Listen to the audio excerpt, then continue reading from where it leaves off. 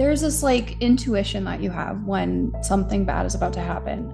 What I wish I would have done is I wish I just would have gone into my building and not stopped. IO posted my address and he said he was on the way. The more he wasn't held accountable, the wilder he became. I have to represent myself because I didn't get a lawyer. I didn't have the money for a lawyer. I know that I am exceptionally lucky for how my case turned out. He did not murder me.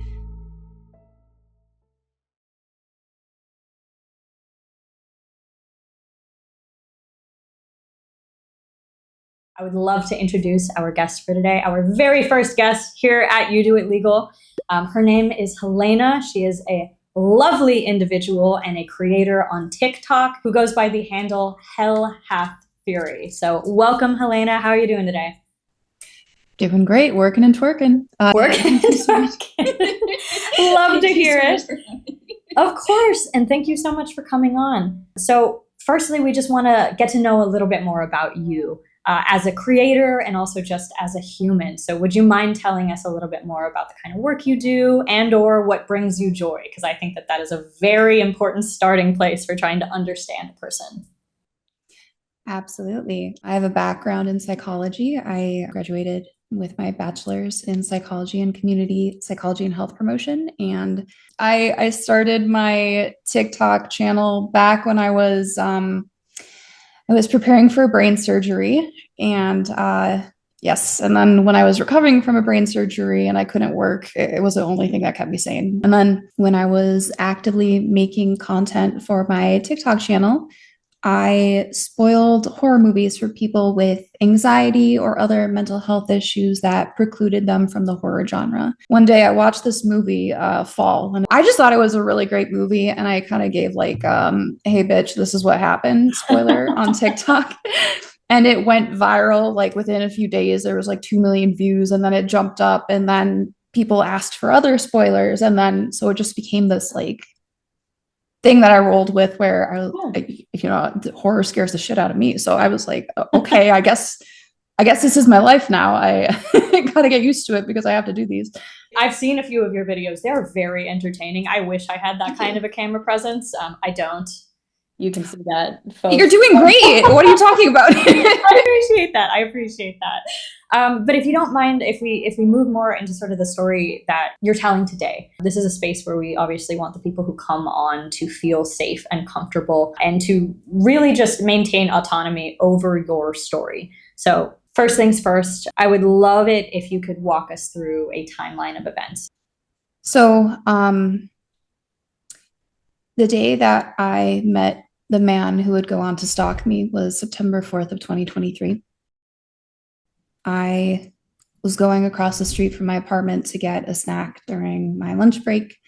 There was a gas station there. It's where I always went. And on my way back, I saw this man helping this woman in the car wash, and he complimented my dress. I said, thank you. And I had my headphones on. So then I just kept walking. And I heard something behind me and I just kind of got this feeling. I got nervous. And so I tried to kind of pick up my pace. And then this guy who was parking nearby pointed and paused my music. And he said, there's a man yelling for you. And I turned around. It was the man from the car wash. When he approached me, he introduced himself as Rosh, which I later found out was his middle name.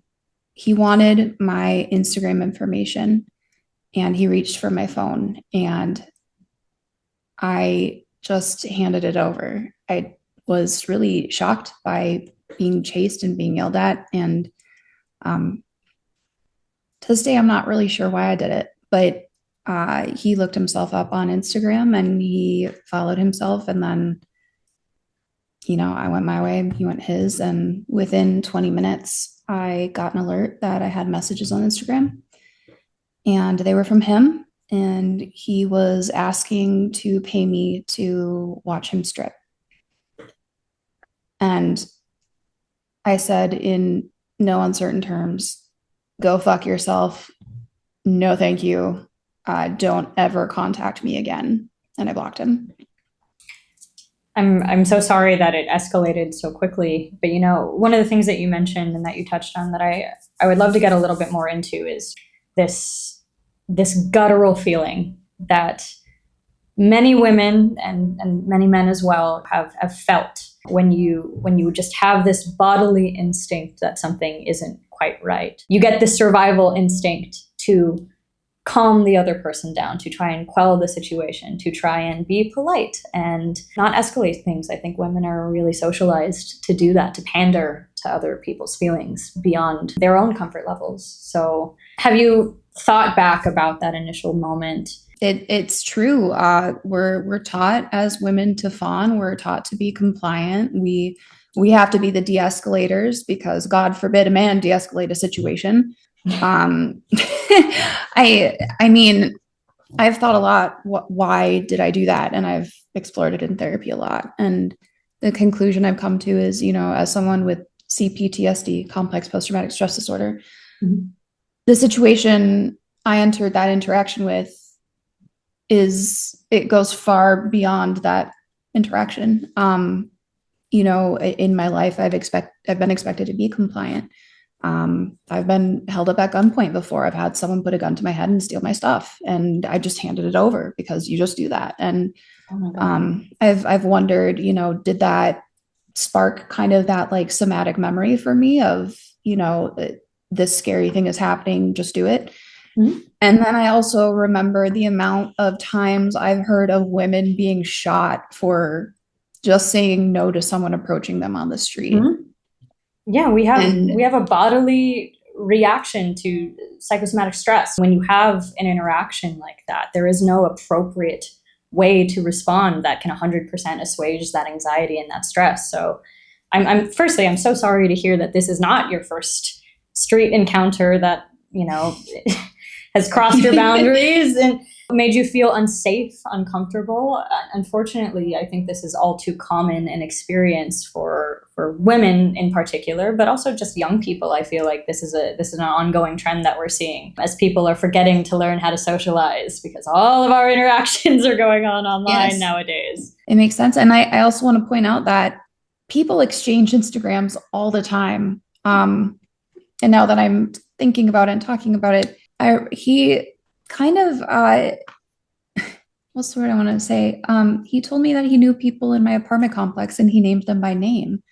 I mean, that's yeah. So like there were little ways to kind of make me feel safer, even though I didn't feel safe. It felt like a weird interaction, but to go from getting someone's Instagram to sexually harassing them, that's a crazy leap. Not many people would say, oh, if I give my information to this man, he will sexually harass me. And when I've talked about it, people have said, well, why didn't you expect that? I'm like, because that's insane. Yeah, because why would you?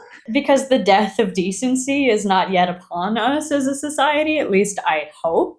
But yeah, I hate the overuse of the terminology victim blaming, but that is a very clear example of victim blaming, putting the onus on you to not be harassed when somebody very forcibly sort of collected your personal contact details in a way that was very upfront, that made you fear for your safety. And so I was going to ask you a follow-up question of when did you know that this was different? Because as a creator, I'm sure that you've dealt with your fair share of trolling and negative comments and interactions.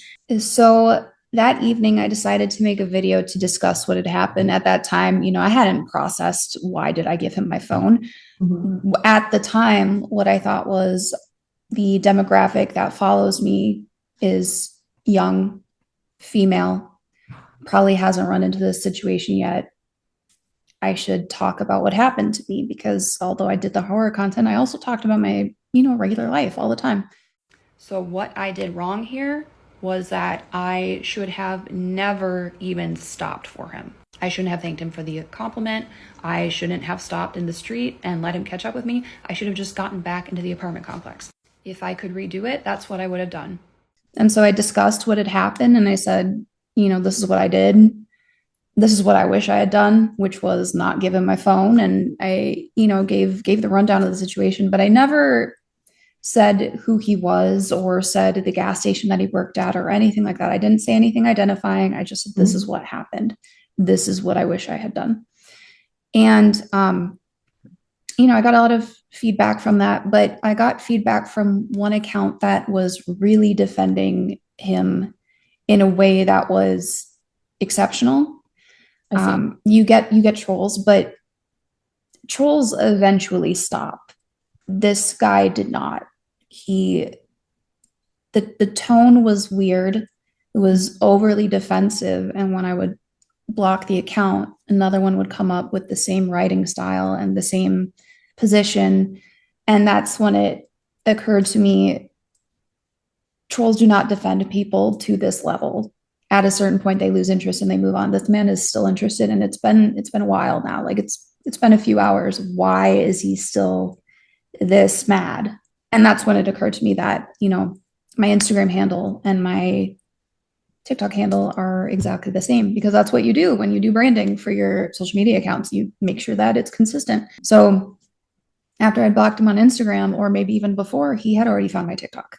Yeah, that sounds, incredibly scary. As somebody with a public account, there's only so much you can do to stop digital harassment. And I think that that's something that really doesn't get talked about a lot.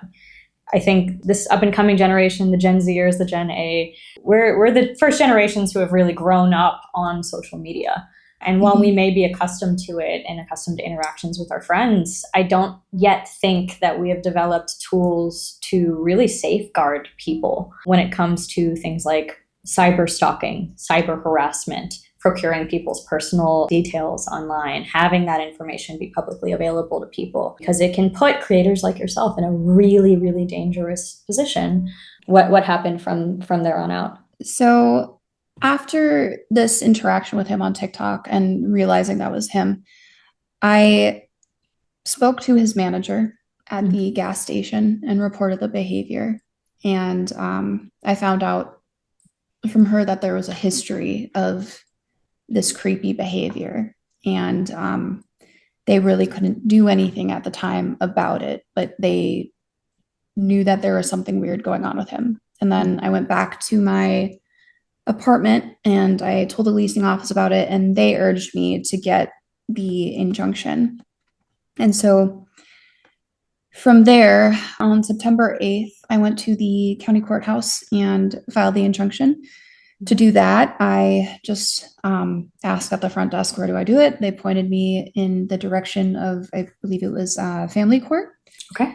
They had a form ready for me. And so I just filled out that form there. And that form included, my information, my contact information, his contact information, which for most people, that's the hang up. Is because if you don't know this person, how would you know their address? How would you know their email? How would you know their phone number?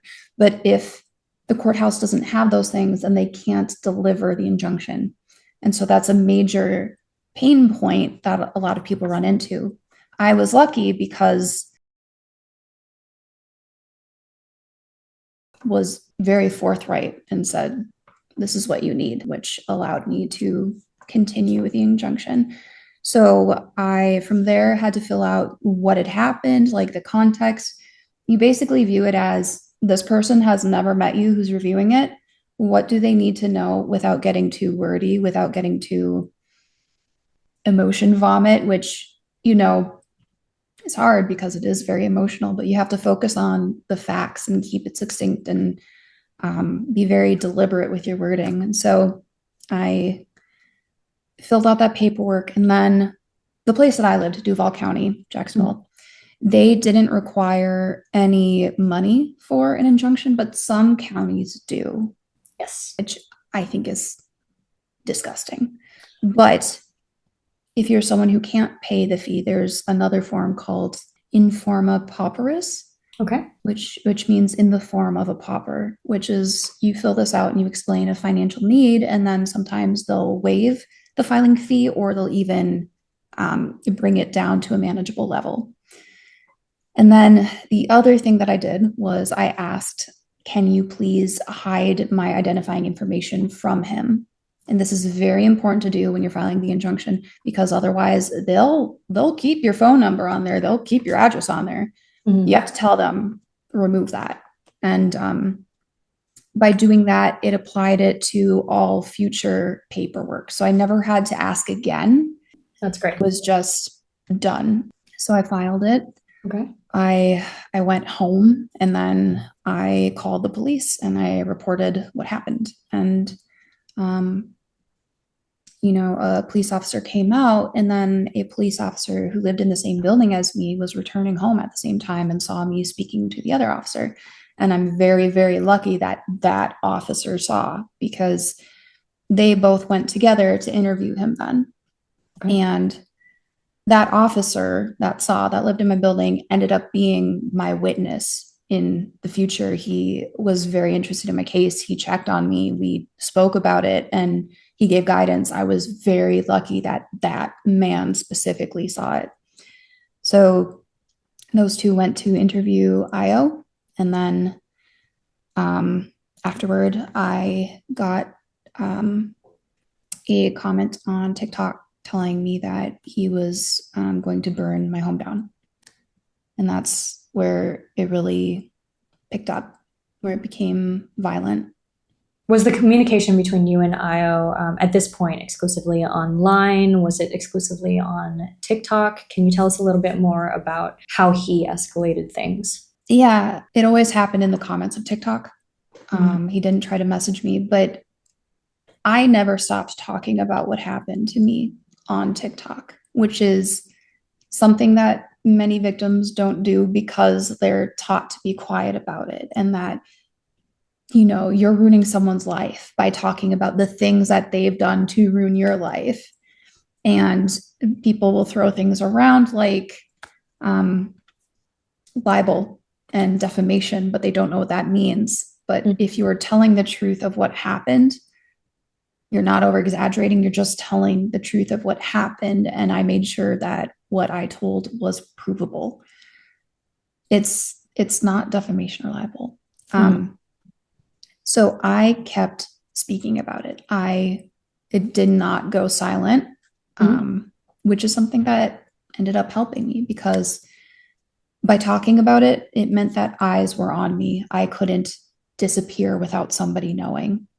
And followers were concerned. I had people asking me to at least make one piece of content daily so that people knew I was safe. So it became kind of the community of people watching to make sure that I didn't disappear. That's beautiful. That is, despite how obviously horrific what you are describing is, I think that is a really profound thing to see in a community that you have built up online, to see that people wanted to go out of their way to try and make sure that you were okay, that you were safe, that you were cared for. I think we often talk about these parasocial relationships as sort of trivial or meaningless, but that's the first time I've ever heard anything like that. And that's quite refreshing. So to your followers who helped step up and make sure that you're okay, thank you. You guys are awesome. Keep doing that. Keep up that energy. But after you had filed, how long between filing, or how long did it take after filing until law enforcement or a judge notified you that the injunction was either granted or denied? What happened with regard to that? As soon as I filed that, things picked up because it was passed immediately, which getting an injunction is very difficult. You really have a high burden of proof. And so to be granted an injunction immediately was it was a big deal, and it was granted on a temporary basis, and that's how they do it in Duval County. So once I had that injunction paperwork, I made copies of it. I brought it to the gas station and he was fired right away. I brought it to my apartment complex and, they printed out his picture and said he may not enter the premises. And I can't remember when I was notified that we were going to have a hearing. It might have been when I received the paperwork that the injunction was passed. But in Duval County, there is always a follow-up hearing to determine if it's going to be made permanent. But some counties, it's not automatic. In some counties, the respondent has to request the hearing So in my case, it was automatic, and we had our first hearing scheduled. I filed the injunction on September 8th. So if you remember, this started September 4th. September 8th, I filed. The temporary injunction was approved on September 11th. And then our first of 4 injunction hearings was scheduled. 4. Okay. Can Take us through that, because that is many more hearings than is typical for the comparable process here in California. Everything else you described, filing for the restraining order, having the judge review whether or not to make that temporary order that provides protection up until that hearing on the permanent order, very, very similar process here in California. But 4 hearings, that is quite abnormal. And from what I understand, that is an exceptional amount for Duval County as well. I see. So what happened at our first injunction hearing, and keep in mind, up until this injunction hearing, he was making account after account. Every time I put in a block, he would make a new account to subvert it. Every name of the account was referencing something that was said on the last account. So he created his own paper trail. Sounds like it. Yeah. Yeah, I love that. And so he created how he was caught, which was having every account refer to the last. When I say that stalkers are stupid, I mean it within my heart of heart. They're very, very stupid. They love to tell on themselves. They love the attention. They're so deeply idiotic. And the need for attention, it makes them forget all logic and reason because they want you to know that they're the one who's doing it to you. If someone else got credit for something that they were doing, that would be a deep insult to their ego. They want the attention. They want to know that they're the ones terrorizing you. They want you to know. They want everyone else to know that they are the terror. And when they think that they have this, protection of, oh, I'm online. No one, I can say that it's me, but no one knows that it's me because I'm sneaky. They do things that any rational person would say, I should stop. Like, this is too far, but they think they can get away with it. And so they tell on themselves. And I just let him. When I was still responding, because at a certain point I was like, I'm not responding anymore, like, because I don't need to. I don't even need to.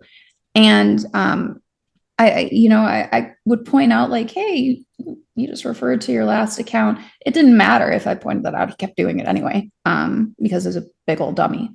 But the thing is with these idiots is that stupid people are also very dangerous. So while, it's funny to be like, yeah, this guy's a moron, also moronic people still have access to guns and weapons, and he knew where I lived. So while laughing was helpful for my mental health, I never forgot that just because he made very dumb decisions doesn't mean that he won't make another one that could maim or kill me. And that sort of impulsivity matched with that sort of ego and an inability to take accountability for the way that you make other people feel, it is a very, very dangerous combination. And it's something that I see a lot as a DV counselor in the restraining order respondents that we sometimes, or that I have in past served. This inability to reflect inwardly or accept the consequences of their actions.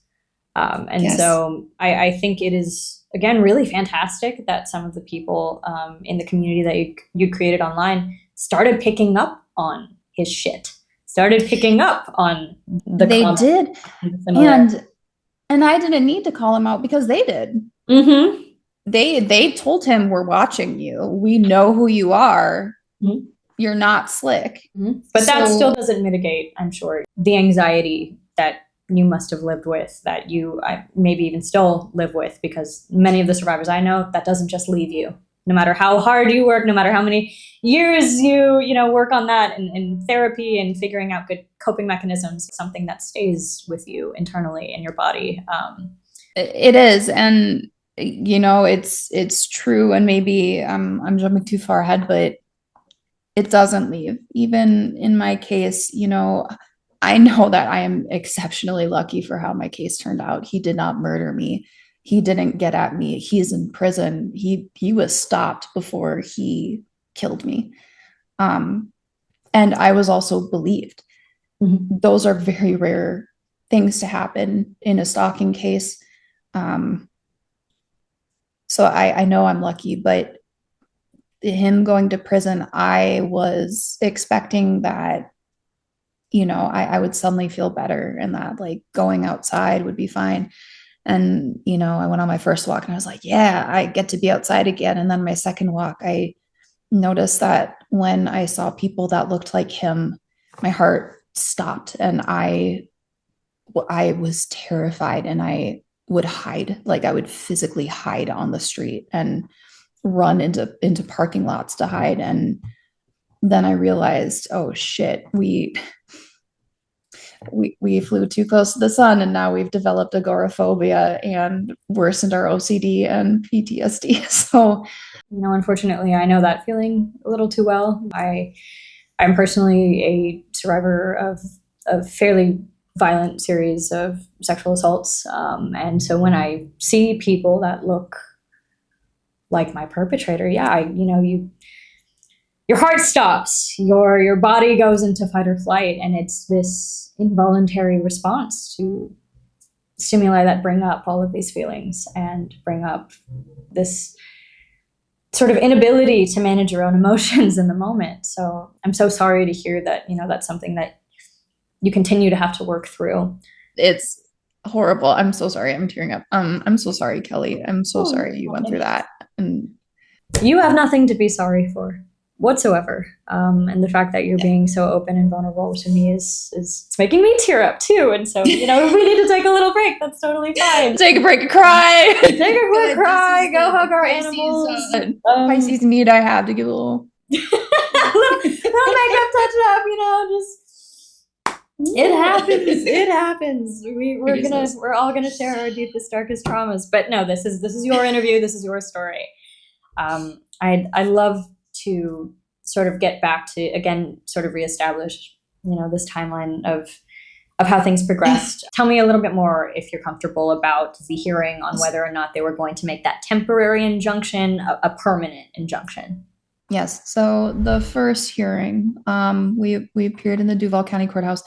Here's the thing with hearings: you are not given a time slot that is just you. You are put into a cattle call with everybody else who's doing it. They play a video about, how to act and how court's going to go. And, they separate the petitioners with the respondents. You can't talk to each other. If they start looking at you, they've got bailiffs and they act quickly to shut that down.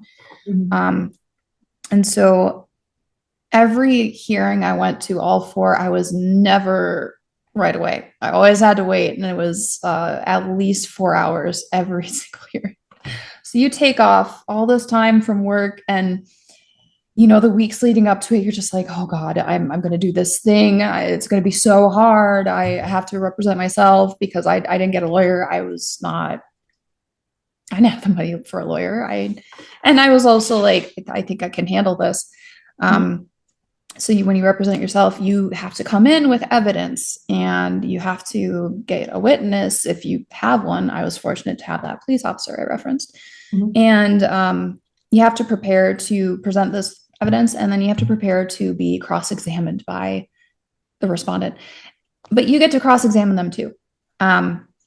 So preparing for this was a whole ordeal. You go into, the Google search of like, how do I appear competent in court? What words do I use? Also, they give, feedback like, if you look like you've done this too well, that can work against you. And if you use these words, they'll work against you. But also, if you don't say your honor, you look like an asshole. But also, don't look too good, because if you're wearing too nice of clothing, you look like you're lying.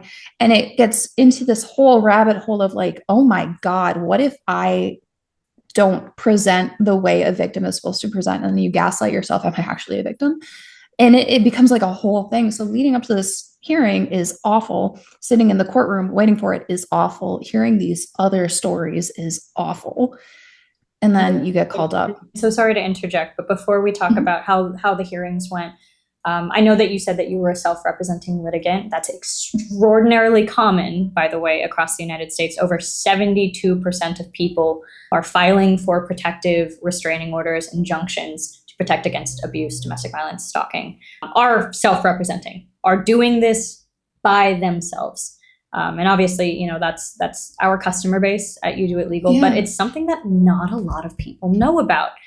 Everybody takes these, the Miranda rights that we see in movies and film, and, they say in those rights, if you can't afford an attorney, one will be provided to you. And people think that that expands to every kind of case. And it doesn't. It is only criminal cases that the 6th and 14th Amendment right applies to. So I think a lot of people don't realize just how many people are having to go into court on a daily basis to prove to the state that, yes, I do need protection. My welfare is in jeopardy. Yes, I meet this burden of proof. So not to get away from what you're saying here, but I do want to, reinforce how common this is, that people represent themselves in these types of cases.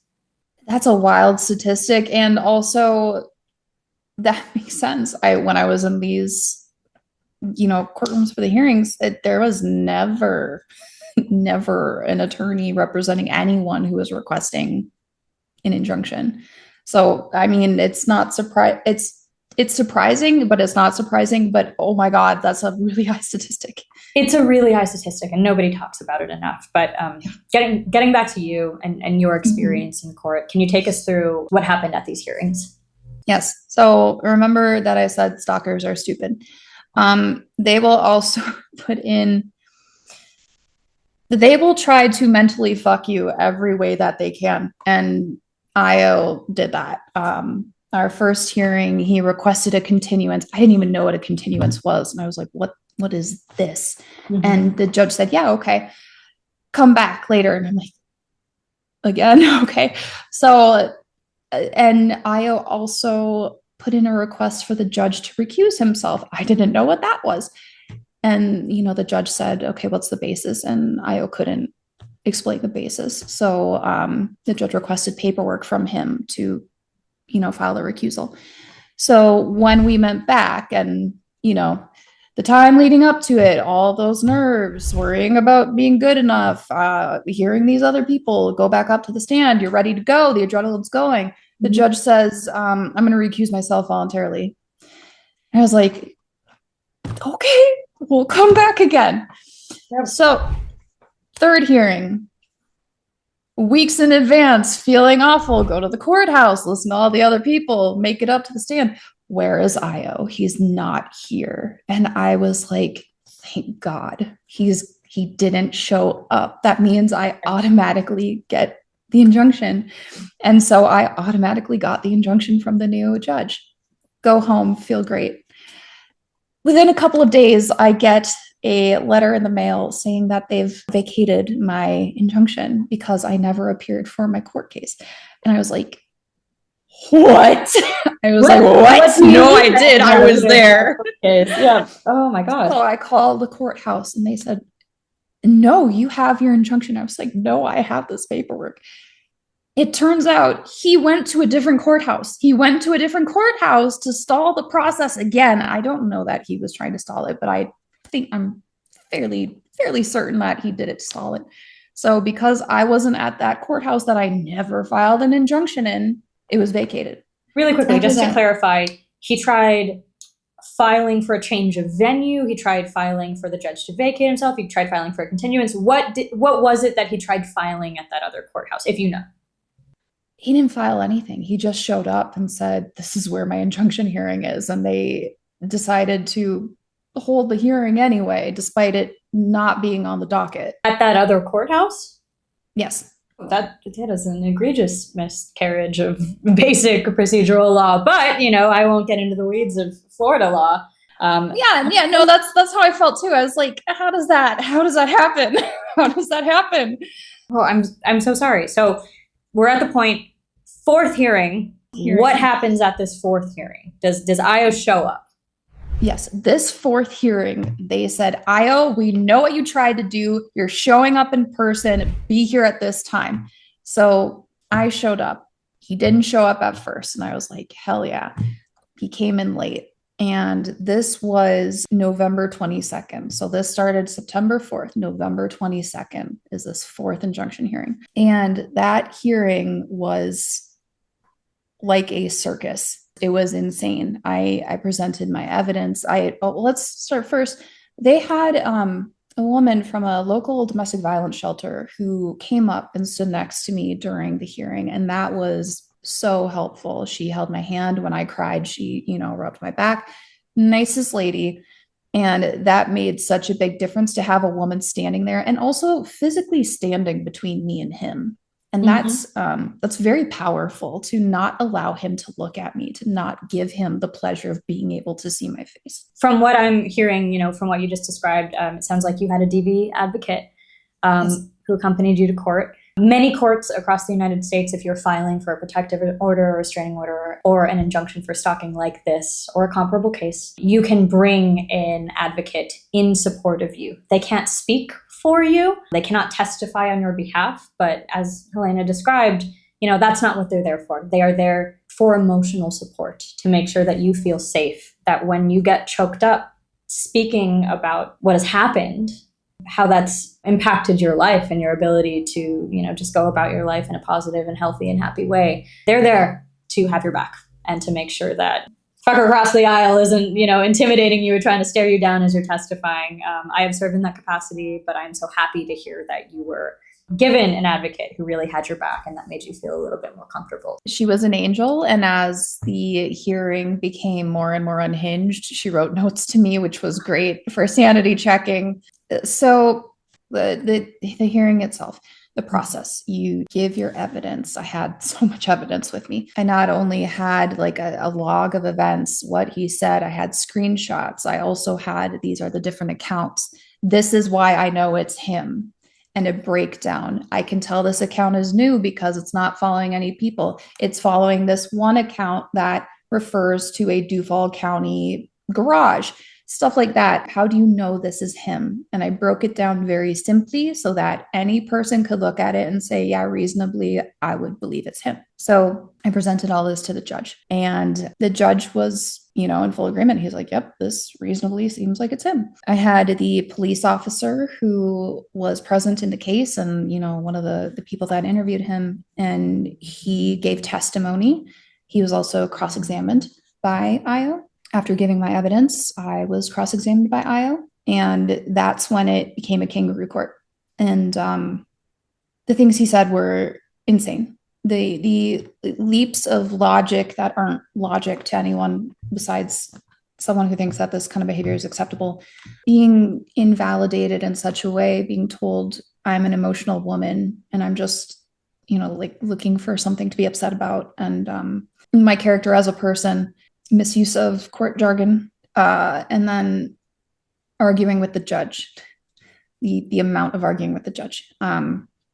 When it was Io's turn to present evidence, he had nothing. He hadn't brought anything with him. When I got to cross-examine him, I was able to catch him in a few lies. And, at one point, he blamed his mother for it. It became very upset and didn't want to admit that he lived with his mom. Like, just very weird things that a normal person would not be worried about. Also, I want to point out that all of the other people trying to get injunctions were in the back listening. So every time he said something crazy, they would all gasp and laugh, which was how it became. It felt like a reality show at a certain point. So at the end of everything, the judge says, Io, you are an incredible witness, meaning you are not credible. Helena, you are a credible witness. I am making this injunction permanent. So I go home. I'm like, yay, it's finally over. Within 2 hours, he's created a new account and he is already threatening me again. So the injunction meant nothing besides now I have it. However, because it was violated when he was eventually arrested, one of the charges was violation of an injunction. Okay. Which is a misdemeanor. In the state of Florida, correct? Yes. Okay. So I'm so sorry to hear that that was your experience with the hearing. I'm so happy to hear that the judge found you to be credible. I'm sure anybody who's experienced this understands that relief that you feel when you're finally believed by somebody in an authoritative position to be able to help you. I'm so glad that, the authorities with whom you came into contact, whether it was law enforcement, the judge, your advocate, really believed you and believed the experiences that you'd had.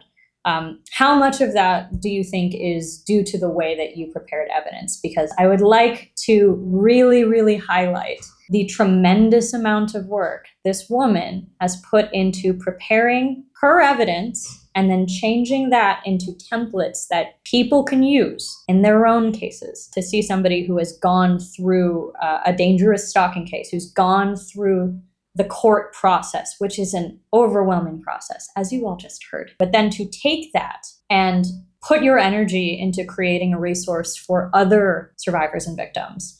It's incredible. And it's something that I have, never seen before. And it's the reason that I really jumped on this opportunity to interview Helena, because not only do I want you to be able to share your story, but I want you to be able to share this resource that you developed for people. So do you mind if I bring it up and we just sort of Not at all. go through some of the templates a little bit? Okay, great.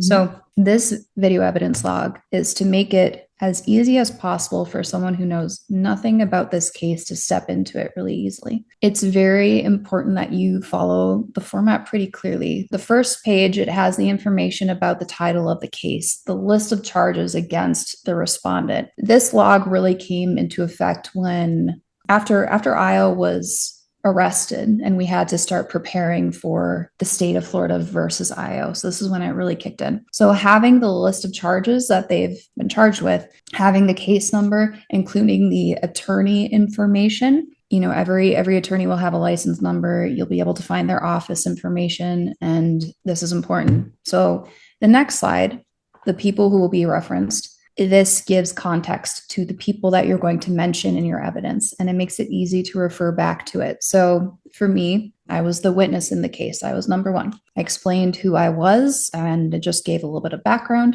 The number two is the defendant. So I explained who Io was, gave a little bit of background. And then I had additional parties. One of the parties ended up being the cybercrimes detective that was on my case, who I'll chat about later. And then any additional people, you can make another slide and, keep including them. But you do want to keep this as succinct as possible. The more people you involve in this, the more complicated it becomes. And you have to keep in mind that if you mention people, they might be called to testify. Next, I had a log of calls with authorities. This was just for easy reference. So I had the calls to the police reports, including the report numbers, the call to the FBI. In my case, the FBI was involved. And then the last one, I believe, is the calls to the detective. Yes. Perfect. And then to these, did you have to attach, or was it recommended that you attach screenshots of those calls, or did these sorts of dates and times suffice with regard to the evidentiary standard that the court in your case was looking for? I was not asked for anything further.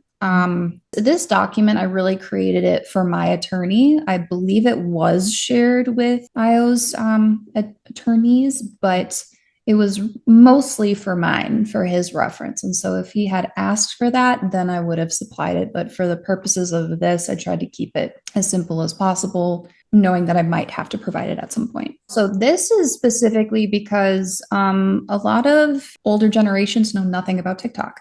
This is what an engagement is. It's a metric that looks at the overall interactions with a post, including views, likes, favorites, and comments. It's the most important metric for understanding the impact of a TikTok video. That was important for me because one of the posts that I made about Io, when I finally decided to share his picture and his name, that has over 2 million engagements. And that's important context because it shows how far it went. And also it shows that when other victims of his came forward to me, it showed that it was an impactful piece of social media and just kind of demonstrated the impact.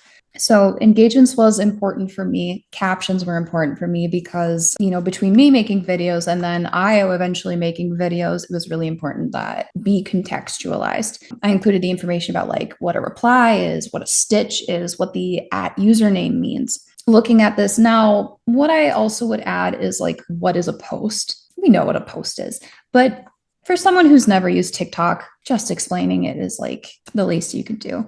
But I kept those other areas for additional context so people could change them as needed. So the next one is, how do you use this? This is how to read the evidence slides. It has the file name, the date of the post, the video type, the status of the post, either public or private. Private posts are something that I don't think people recognize that they can use. If you need to document something that happened and you need to include the date and the time that it happened, having a privated post or one that only mutuals can see, or, only you can see, that metadata is included in that post. And no one could even know that you've posted it. And that was really important to me because I needed to document my emotional state as things went on. Because one of the things when you're proving stalking is you have to show your emotional state. You have to show that you were in fear of your life. You were in fear of violence. So privated posts are actually a great way to keep your timeline accurate. And,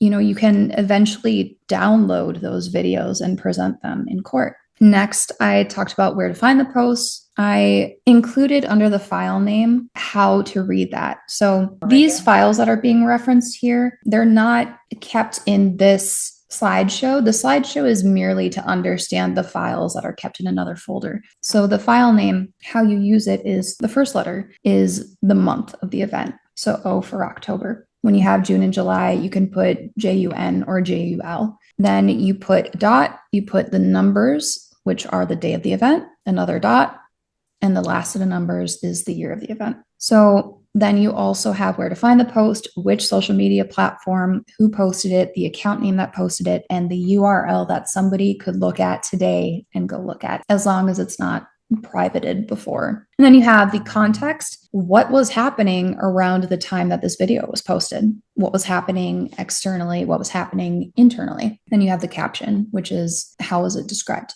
So the next slide is an example, and this is actually one of the slides that I used. So it has that file name s.4.23, so September 4th, 2023. And that was the first post that I made about it. Something to mention is that the video type, it says download. What that means is that when I gave this evidence over, I had downloaded the video to put in the folder. I did that with all of the videos just to make sure that nothing was taken down by TikTok or privated that shouldn't have been. But at the time that I provided this was still a live video. But it is important if you go this route where you're using video evidence that's on social media, download it. You can even screen record it. Okay. So the next slide is merely to demonstrate if you don't have enough room on the first slide, here's how you can include more information. So it says the post continued and then the rest of the context. This here is referring to a comment that he left that he said you can get ghosted. I know what get ghosted means contextually. I know it means to turn someone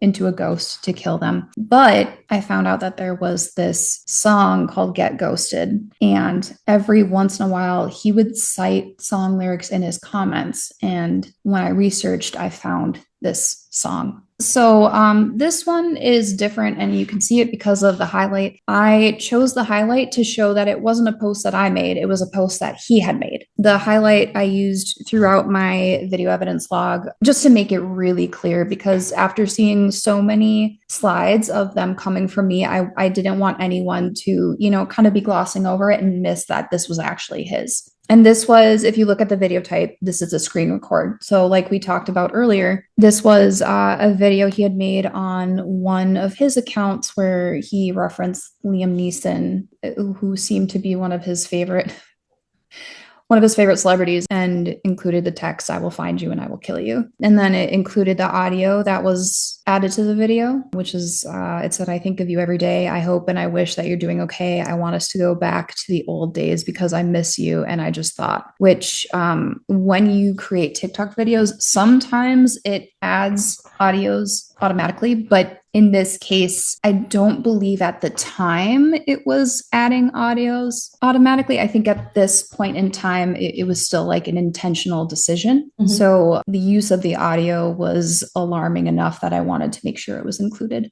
So this one was unusual because it wasn't a video. It wasn't something I downloaded. It was actually uploaded elsewhere. I was not able to download it. It was a podcast that I was interviewed on. And so it was important to include it because after that podcast came out was when he posted my address and said that he was on his way to get me. And that was when, the police issued a warrant and went after him. So that was the inciting event for that. So I wanted to make sure that it was included here. I see. Well, thank you for including this file. I think it's really important that we sort of showcase the different examples that this template could be applied to with regard to different file types, different types of digital evidence. I do not believe that there are enough resources out there for victims of cyber crimes. And that is something that I want to touch on in a little bit. So at this point in the timeline, you've been getting harassing and threatening comments and direct messages from IO over a series of months.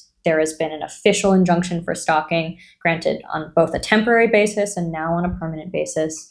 Hours after the issuance of that permanent injunction for stalking, you receive yet another harassing message. And as you just explained in that last slide of the template that you so generously prepared for other victims of these sorts of crimes, you develop these templates to help as a witness in the criminal case. Now, really quickly, I want to clarify for some of our viewers just the basic difference between a civil case type and a criminal case type, because I think that that's important for this story. So in a civil case type, that is, an individual or corporation versus an individual or corporation. A restraining order is a civil case type, 2 people. A divorce is a civil case type, 2 people. When it comes to criminal matters, the state is filing a case against an individual for having broken the laws of their jurisdiction. And so what we're going to talk about now is after Helena got that injunction for stalking, now that he has violated it, he has committed a crime per the laws of the state of Florida. And so I'm now going to ask Helena about her experience as a witness in the state's criminal trial against IO. So if you wouldn't mind taking us from there. Yes, I do want to just clarify, during this time, he did not send me any direct messages. Everything was done publicly. But I thought after the injunction was granted that it would become easier, and it didn't. I reported every violation. I called the police every single time, and every time they filed it, and they said, we can't do anything. We can't get TikTok to provide evidence that this was him. We can't prove it. We can't do anything. And I became more and more frustrated because I was like, what is the point of getting this injunction if no one will enforce it? Yeah, exactly. Like he will just continue doing this, and what is going to happen? Mm-hmm. And so it just kept getting worse. The threats, I'm going to make you the next Gabby Petito. Yes, that one. I think that one really made me cry. That one really messed with my head. So he was, the more he wasn't held accountable, the wilder he became. He would say, he was part of an organization out to get me. He was going to dismantle the justice system. The judge was going to get ghosted too. So he threatened to kill the judge. And then at some point said he was part of MGTOW, which is a red pill incel movement called Men Going Their Own Way. So it became even deeper where it was like, okay, this is a man like deeply ingrained in this like misogynistic view. And the things he had said before also, provided credibility to that theory. So eventually, the police weren't doing anything. And so I finally was like, I'm going to call the FBI and I'm going to see what they say. I didn't know that I could call the FBI and just file a complaint with them, but I called them every day for, I believe, 4 days. Every day I begged them to take my case. And finally on the 4th day, they must have gotten really annoyed with me because they said, okay, we're going to assign someone to your case. And that was when the cybercrimes detective was assigned to my case. And that's when everything changed, because once he and I were connected, he started really looking into things, and he subpoenaed TikTok for the evidence that it was IO doing it. He was able to determine the devices that Io used to do these things. He found his IP address. He found that he was at his apartment doing these things. And he started being able to put things together and determine, like, no, he is absolutely doing these things. He is violating his injunction. He's done it. He's made these credible threats of violence. And the key term is credible. It was credible. Io had uploaded the videos of him at a shooting range and reference taken. And this was, I think it was right before the injunction was passed, after he had been told to knock it off, but was still doing it. So it was a credible threat of violence. And then the Strictly Stalking podcast came out. And after that came out, Io posted my address and he said he was on the way. I don't know how he got my address. I still, to this day, I have no idea how he got my address. But when I got that message, I called my mom and I hid under my bed because I couldn't think of anything else to do. And, I messaged the detective and he said, that's it. That's what we needed. We're going to get a warrant.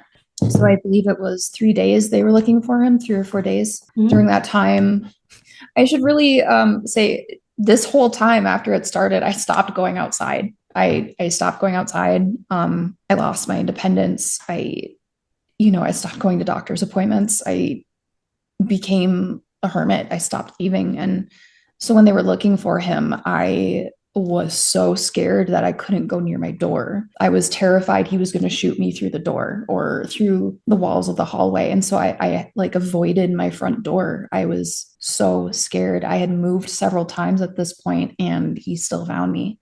So finally, they were able to arrest him at his apartment. And it was that last written death threat post the permanent injunction being issued to you that was really the nail in the coffin for the issuance of that warrant? Okay.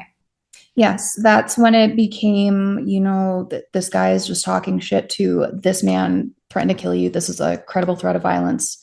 And so what he was charged with was 2 counts of sending written threats to kill or do bodily harm, 1 against me and then 1 against the judge. Violation of the injunction, and then aggravated cyberstalking. Obviously, the events leading up to that were incredibly jarring. You were in a constant state of anxiety until he was found. What was it like for you when he was finally arrested? I think I mentioned this earlier, but I expected to be way more at peace than I ended up being. The first day I really celebrated, and then the second day it set in that I was still terrified. And then that's unfortunately really common. Yeah. And then the heaviness of it set in where I looked back at, so he was arrested on January 26th of 2024. So it started September 4th of 2023, arrested January 26th of 2024, which I want to point out is a crazy amount of time. Most people do not get justice that quickly. That was a very swift carriage of justice, even though it doesn't feel like it. Because it was still months that you had to deal with this stress. Yeah. So when it set in that was just months of my life that were gone. I can't get those back. And they were spent in misery and terror and how scared I was and how bad my mental health symptoms got and how physically ill I became. When it sets in how much you've lost and you start to grieve, but also other people expect you to be happy. And that expectation, especially when so many people on social media support you, there's an expectation of happiness. And it's not that anyone tried to put me in that position or did it deliberately. It's just that they're so happy and you feel like you have to be happy too, but you're not. It's like if someone came up to you every day and slapped you in the face and then suddenly one day they didn't, you're still physically prepared for someone to come slap you in the face, even if they're not going to. And so not being able to perform happiness was another part of the grief. How do I be happy again? Can I be happy again? Will I be happy again? Am I ever going to move on from this? It's very heavy. When the state attorney general picked up the case, I had no idea what happened after the arrest. I didn't know what to expect. And so the state attorney general picking it up, I was like, holy shit. Which now that you've explained criminal versus civil, I'm like, oh yeah, that makes sense. I was like, I feel so lucky that he chose my case. And he's amazing too. His name is Mr. Lecandro. As we moved towards trial, they made it very clear they'll let me know when I need to know things. And if they don't let me know, don't worry about it. Just think of other things. Don't let it consume me. I don't operate like that. And the state of Florida has very lenient laws around court proceedings and what is shared publicly. So every week, every Monday, they had a hearing. And every Tuesday, I would log on to see what happened on Monday. And I would see what Io had done, what he had requested. He would keep making these pro se filings, and they were just insane to me. So I would call the paralegal and say, like, oh my God, he did this thing. What's going to happen now? And she'd say, no, they all do this. They all do this. So really quickly, just to clarify, he opted to represent himself even in the criminal trial. No. So here's what happened. Okay. First, his family paid for a lawyer. He fired that lawyer. Then he was assigned a public attorney, but he tried to do pro se anyway. Oh, so he fully Ted Bundy did. Yes. Yeah. It didn't matter. It didn't matter who was on his case. He was going to file pro se anyway. And every time it got denied because they're like, you have an attorney. Why aren't you using them? So it wasn't a strategy, but like, repeat with me, stalkers are stupid. So he kept trying anyway. Mm-hmm. And what he did was to subvert the legal process. He weaponized the legal process to draw it out as much as possible, to make it as terrorizing as possible.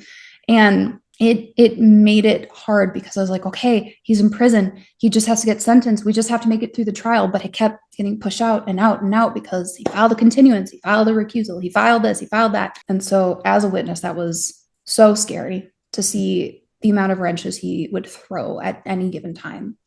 And so, there were a few times I actually had to do things, and one was a deposition. The deposition was terrifying, but I was really lucky because that attorney that he had, and he went through 3, that attorney was very good. And it was clear to me that she was doing her best to give her client the best chance and make sure he had a fair and just trial. That did not mean that she liked him or agreed with him, but she was doing her duty to make sure it was fair and just. And I can respect that. So the deposition with her was hard and it was scary. I didn't know what to expect. I didn't know what she was going to say, but it never went into scary bounds with her. She was very empathetic with what she asked and also attuned to my emotional reactions and was willing to take a break when I was emotional. So she was great. It was scary, but I made it through it. And I do want to share that with people is it will be scary, but you can make it through it. And then I worked with the state attorney general to figure out like, okay, when we were closer to the trial, go through evidence for one, and then also talk about how to answer questions effectively. What he advised me to do was when I'm asked a question, answer simply that question, not what I perceive the question to be, and also to stop. When I answer the question after it's done, I'm done. Afterward, I had corresponded with his office to talk about, what happened and what I would, what my experience was and how I made it through, kind of similar to what you and I are doing. That was never published, though, not to my knowledge, but they had asked him in front of me because they had wanted to interview him as well. They asked what made Helena a good witness. And he said, she was the best witness I've had because she made it easy. She did all the work. She compiled all the evidence. She made it easy to go through. He said that working with me was exceptional because of the organization and compilation and the whole filing system. And I do want to add something that I didn't mention earlier, but it's really important about your evidence. When you have this evidence and you're collecting it, especially if you're in a domestic violence situation where the perpetrator is in your home and you're having to do this carefully and privately, you need to put it in several places. You need to put it in a cloud. You need to put it in another cloud. You need to put it on a hard drive. You need to put it somewhere else. It has to be printed out and stored somewhere safe. You can give it to a friend, but you cannot keep it in just one spot because one spot can be compromised when it's across a bunch of different areas. That is harder to compromise and it's harder to delete and get rid of. Also, one follow-up question that I wanted to ask. How was your relationship with TikTok as a platform throughout all of this? Because it sounds very bittersweet. It sounds like it was something from which you derived a great deal of joy beforehand, but then it sounds like they weren't exactly the most cooperative, at least in your civil case, and only responded via subpoena once it got to the criminal case. So what was that like? So they were not even a part of the civil case. That was completely my collection and, my uninformed, non-professional collection of evidence. When it came to the criminal case, they were awful. It was such a slap in the face to be like, I've made you guys so much money and I've done so much for this platform. I'm not saying that I'm like the most famous person on TikTok, nothing like that. I'm not saying I'm a TikTok star. I hate that I was called that. It's nothing like that. But I did contribute and I made a difference. And to get slapped in the face like that, to be, not told directly, but told through inaction and refusal to reply to the subpoena and provide the evidence in a timely manner, what it told me is you are only worth what you can make for us. And the second you're not profitable, we will no longer be helpful. And we don't care what happens to you. And that was really, it that changes you as a person to feel like you're worthless unless you're making money for someone else. And having them know what happened because the subpoena has that information and saying, I don't care. That's If you and I'm so sorry to ask a follow-up question, but just if you remember, what finally got them to play ball and supply that information? I have no idea. Okay, so that was something coordinated between the prosecution, the state, and TikTok, the platform. I have no idea what changed and what they supplied. I tried requesting it, but they didn't reply to my request. So I don't know what changed, but the lack of response for as long as they did, that wasn't enough. Where I was like, okay, when a big company shows you who they are, believe them. So, if you don't mind me asking, how did you maintain your mental health as all of this was going on? I didn't. To be very honest, I didn't. There's this quote from Buffy, the Vampire Slayer. She says it to Faith when Faith is really freaking out about a very real problem.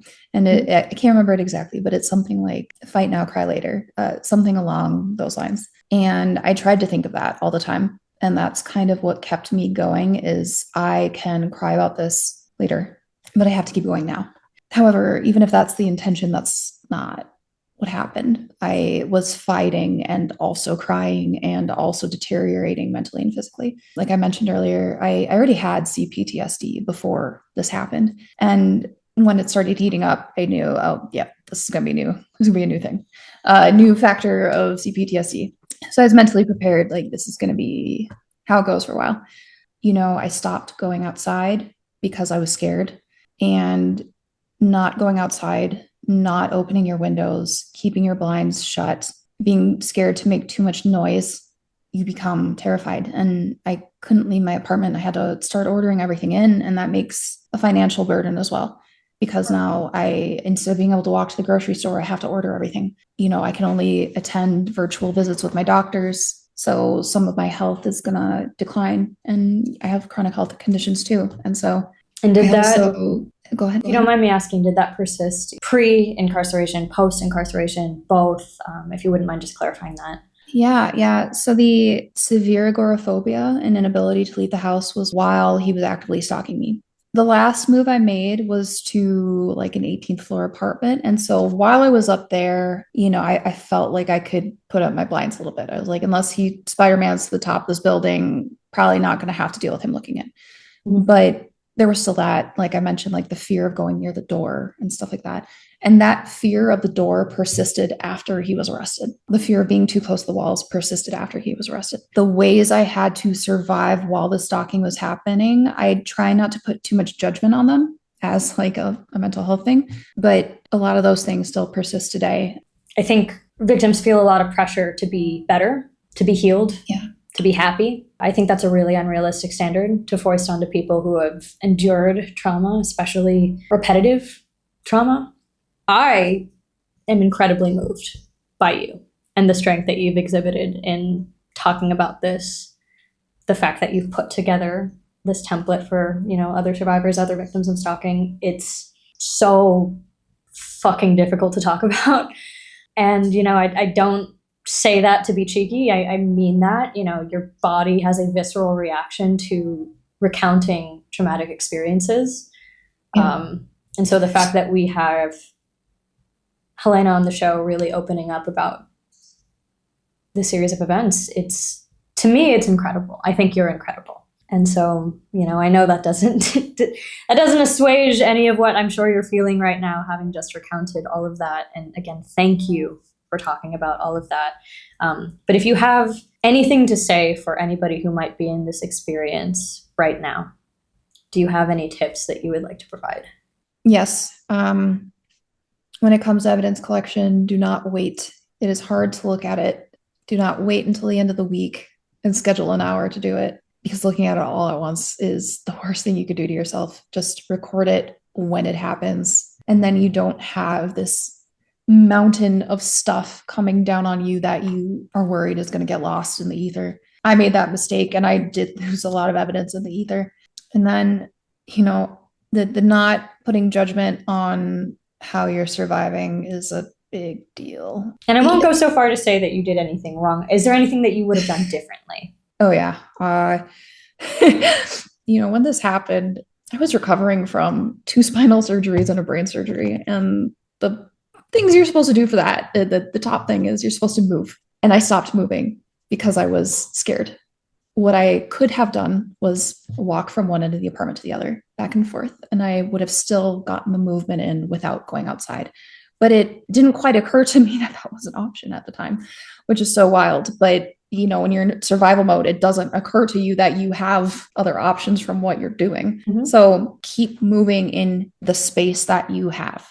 There are ways you can make yourself feel safe. Like, I have this necklace right now. This is a necklace that when you turn it over, this has a microchip, and it calls the police with my location when I hit this button. It also calls my 3 emergency contacts. I was very fortunate that one of my followers said, I'm getting you this necklace. You just have to pay for the subscription. And I got it. That is an incredible piece of tech. And for anybody watching, we will have that linked down below. Yes. And it looks natural too. It doesn't look like something that someone is going to notice unless they know what it is. You can, this was, I think it was like over $200. This is obviously not going to be accessible for people who do not have that budget, but there's other things you can do to help make yourself feel safe, even on a limited budget. You can add bells to your front door. They have these like strips of bells that are for dog training on Amazon. You can grab those. You can put them on your door. You can set up mirrors around your corners so you can peek around the corner before you walk out. If you have an animal, that's going to help a lot. I'm very blessed with a very anxious dog who would absolutely lose it if someone got into my apartment. And that helped a lot because I was able to sleep because I knew if something goes wrong, Midna's going to go absolutely nuts. And that's going to wake me up. These are fantastic tips. I would also love to ask you, in terms of the support network you had, it sounds like you had a really fantastic experience with the DV advocate, the FBI agent who stepped up to help you coordinate things back and forth with TikTok, who from the sounds of it, they weren't exactly cooperative. But what advice would you have for any friends or family members of somebody who's going through this experience? Yeah, so that's kind of a hard topic because I had a group of friends while this was happening and I lost them because they thought I was overreacting. It was really hard. And I was dating someone at the time. He blamed me. I lost that relationship. I felt very socially isolated. And, that makes you really question, am I actually a victim or are they right? And that makes it harder too, because how do you hold both at the same time, that these people in your life are telling you that this isn't real, but this is real and you're living it every day? That was devastating. It was a devastating loss. And it changes your ability to trust people. It was amazing that I had my community on TikTok because it they saw it too. They were there, they were seeing it with me, and they confirmed, no, this is real. Like they did the sanity check with me. I'm so sorry to hear that your support network, from the sounds of it, were really invalidating your experiences and the severity of your experiences. And I did have some support. I had one friend who went to every hearing with me, and even though she couldn't come in the courtroom, she sat in the hallway. And when I had to come out because I was crying and I needed to run to the bathroom, she came with me. She followed me, and she was there. Sounds like a great friend. She sounds Yes. like a great friend, and I'm so happy to hear that somebody was there for you in that capacity. Because a lot of the survivors that I work with, I hear it's really a coin toss whether or not their support network supports them. And I know that sounds sort of antithetical, like, oh, well, support network supporting, but a lot of the times what I hear is that even when things get really bad, they're not believed sometimes. Even when things get really, really clear, having video evidence, having photographic evidence, having physical injuries, some people just don't want to deal with it. It challenges them. It challenges the way they were raised, which was that victims can't talk about what happened. And society really puts this onus on the victim to protect like the integrity of the aggressor. Like there's this expectation that you will keep these things private because people don't want to hear about them. They're too dark, and it challenges their view of the world. And like, if this happened to someone I know, am I able to exist safely in the world? And then you think, no, because there's a difference between me and her. And it's because she did something wrong. And if I do everything right, it'll never happen to me. And that's how they put you down as someone who did something wrong, who deserved it somehow. Like society expects a very perfect victim, and there's no perfect victim. Yes, I see that all the time in my line of work, whether it be stalking, whether it be domestic violence, whether it be sexual abuse. We have this idea derived from literature and pop culture and all of these external factors that, it has to be some innocent maiden being attacked by a stranger. Yes. And, sometimes, obviously, there are stories where that is the case, but more often than not, people's experiences really don't fit that narrative arc. And so what advice would you give to friends or family members of somebody who is going through that? What would have been the most beneficial to you? There are ways to show up for your friends or loved ones, helping them get groceries, helping them make it to doctor appointments. Mm-hmm. When they are scared, sitting with them, having them over, having them over at your place when they're too scared to be in their place, helping them install safety gear, like if they get cameras or anything like that, helping them set it up. If they have to move, helping them pack. One of my moves, I was able to recruit some friends, not in the group I mentioned, that were able to help me pack up my apartment and help me clean afterward. And that was a big deal. There's small ways that you can say, I'm here for you. And you can also say the words, I believe you. And that's very validating when you're being told that what you're saying is unbelievable. Having someone say, I believe you. Helping with the evidence collection process, helping to log the evidence, helping to go through it. Because as a friend or loved one, it's hard to read those things, but they're not directed at you. So you can go through them without the same level of emotional dysregulation that the victim might experience.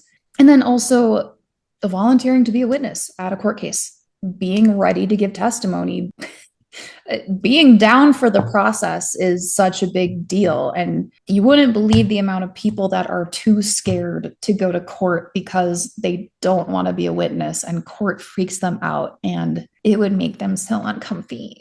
Unfortunately, I would believe it because I see it all the time, and it is very disheartening to hear somebody say, I would do anything for my friend or family member except go testify in court. But you've given some really great tips. I think if we were to scale out a little bit broader towards, more of what is society's view on victims and how to best support them, what changes would you like to see in how either the system, the justice system, supports survivors, or society at large supports survivors? So in my case, this is like very niche. Stranger stalking is so rare. It's very small amount of people deal with stranger stalking. And so because of that, I couldn't get a lot of social services because they were all designed for domestic violence stalking. And when I would say, no, this is a stranger, it was like they hung up the phone. They didn't want to hear about it. So the support that I got was because I had to seek it out and do a lot of labor. And so what I would love to see from society is support around all types of stalking and not cutting off people who are in a vulnerable position from getting help. Because that's, in my case, I kept fighting anyway. But for a lot of people, hearing a no and already feeling like nobody believes you, like that's it. You're like, okay, I'm not going to keep looking because I don't want to get a no every time. There's only so many times you can hear people basically say, I don't believe you, before you internally start going, do I even believe myself at this point? Yes. It's not even like, I don't believe you. It's also like, you deserved it. You did something that deserves it. In my case, this is another niche thing, but it's very important. I'm very anti-true crime because I feel that true crime is the second they hear about something terrible happening to a woman, they're like, yes, I will make so much money off of I'm this. going to monetize this. Yeah, exactly. I can't wait to crack out my favorite wine and talk about my favorite murder. Like it's such a and that's the caveat. Some true crime folks create really good content and they provide support to victims and their families and stuff like that. I'm not talking about them, but I dealt with that in my case because the media got involved because of how big my TikToks about it became and how other TikTokers talked about it as well. The media got very involved and they cared up until he was arrested. And then after he was arrested, it was the TikTok stalker and his victim, a TikTok star. No, and I didn't have a name. Not your anymore. name? Okay. Yeah. No names. No name. Didn't even inform me that they were writing about it. I was looking it up for my own records and then found all these articles about it where I no longer had a name. And, it became the TikTok stalker because it had to be sensationalized. So there's that piece where as soon as something happens to conclude it, whether that's murder or imprisonment, the victim no longer matters. We say that they do, but they don't. They don't. It's about the stalker. There's also, I had a great community that supported me on TikTok. I also got comments like, oh my God, this is like a dark romance. I wish I was so beautiful that someone was obsessed with me. And because of the ethnicity of my stalker, I even heard, you are putting Black men in prison. And that one really affected me because I am aware of how disproportionately Black men are impacted by the prison industrial complex. I would never want to contribute to that, but my stalker also happened to be a Black man. Mm-hmm. And it was so hard because that also caused this thing where I was like, am I doing damage? Like, am I doing racial damage? Despite the fact that I did not choose this, I did not choose my stalker. This is being done to me. It's so nuanced and hard because like there was also a racist response to the story. And it was so hard to get people to focus on the crime and not their own stigma or discrimination or racism or the desire to be desired like that. Getting people to like truly understand the devastation and the terror and the level of crime was so hard. And that's, when I said earlier, I no longer really make content. That's why I stopped, because the horror was no longer confined to my TV and I couldn't deal with it. And I had to start watching out for trigger warnings. Does this movie mention stalking? Is stalking going to be used like as a joke? Like, oh yeah, I Instagram stalked my crush. The word becomes a trigger when you go through it. And so I had to stop something I loved because it became triggering due to this other event, and losing that avenue that I really loved, where I had synthetic horror that was controlled and safe, to this is no longer controlled and safe and I'm actually going through it. And also people are making it entertainment. Mm-hmm. That sounds Yeah. awful. That sounds awful. But I'm so happy to hear that you made the decision that was right for you, that was right for your mental health and your physical health. I think people have to make those really, really tough decisions during their healing journey of, do I forego this staple part of my life because that's how I'm able to move on? And I'm really sorry that you had to let go of something that you cared so deeply about and the community that was there. But I would also love to ask, have you found anything since that has really brought you joy? Or do you have any tips for people who are having a hard time really resparking that, in feeling it out? Because it is such a process and it is so individual. Obviously, what you have experienced might not be directly applicable to other people's scenarios, but I think it's always great to share if anybody has any suggestions in that regard. I want to be really honest. I wish that I could say like, yeah, I've found joy again. No, I actually just 2 weeks ago finally started therapy for my OCD and agoraphobia, and I'm working to find things that bring me joy. There are some little glimpses of it, like I started D&D, and that's fun. I too recently started D&D. If you ever Did you really? I actually just this last week I had somebody go through the whole process with me. So if you ever want to digital campaign, I know. Oh my God, let's do it! I would love that. I would love that. Oh my God, that's okay. That's amazing. That's a crazy coincidence, by the way. We didn't even talk about it. Funny enough, my current D&D character is a haunted doll, and yeah, and she's really fun and really terrible and an awful person. So it's really fun. So that brings a little joy. But that's a real answer. Thank you for that. Yeah, role playing, you get a break for a little while. You get a break from being you. You get to do spells and stuff. That's kind of cool. But I recently tried to do art again, and I did a little bit of painting, and that was something I haven't done in a long time.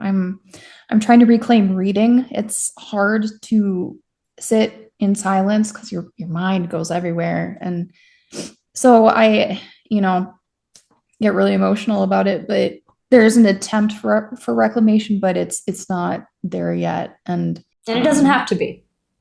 By no means does it have to be. The fact is that I think forward progression is all that really matters, right? It's one foot in front of the other. We have great days, we have off days, and I think insofar as you're making that effort to progress and to find a way to reclaim that joy, that's enough. You are doing more than enough. I thought that this was a really fantastic conversation, and the way that you went about explaining everything is so insightful. Looking back at everything you've gone through, what has kept you moving, even at times where things have felt impossible? I had a really hard brain surgery, and that felt really impossible, but I made it through that. So yeah. I made it through my brain trying to kill me. So someone else trying to kill me, like get in line, guy. Helena. Holy. Oh my God. If I've ever heard a quote, that's gotta be it. That's gotta be it. Get in line, guy. My brain already tried. Oh my gosh. Well, Helena, you are such a strong, such an inspirational, such a wonderful human being. I know that sometimes when we're in this sort of discourse, when we're in these sort of conversations, we get into this like weird toxic positivity where we're like, everything is beautiful, even though, it doesn't feel that way. And so not to be toxically positive, but I really do mean that when I say that to you. You are an individual who inspires me, and it genuinely makes my heart fuller that we were able to have this conversation today, that you felt comfortable, sharing your story with us. Thank you. I want to leave you with the floor. Is there anything that you would like to leave off on? Well, I do want to say thank you for having me. I'm so glad that you guys came up on my For You page one day on TikTok, and I was like, oh, I gotta reach out. I'm so glad that you responded, and I'm so glad that we could connect. I'm so happy that you are going to share that template because I can't just have it sit and die with me. It has to be used for other people. Something good has to come out of this, and if it is other people getting help, that's enough. That's good enough for me. I can take that. So, thank you for this opportunity, and thank you, Trevor and Kelly. This is very affirming and very kind, and also very therapeutic. Being able to talk about this and talk about it in this context, outside of the like whole TikTok stalker thing. Like it's nice to be recognized as a human again. Well, the last thing I would say, for victims who are going through it right now, you can do anything through the power of spite. So if you are having a hard time with this, I want you to think of your stalker choking on water when they're trying to drink, or stubbing their toe and doing that stupid dance we all do when you try to like dance away from it. Just think of them looking so stupid, and that can help a lot. Imagining them being an absolute turd helps a lot. Spite is the best motivator I've ever found and used in my life. Absolutely. I do everything through spite, and it is fantastic.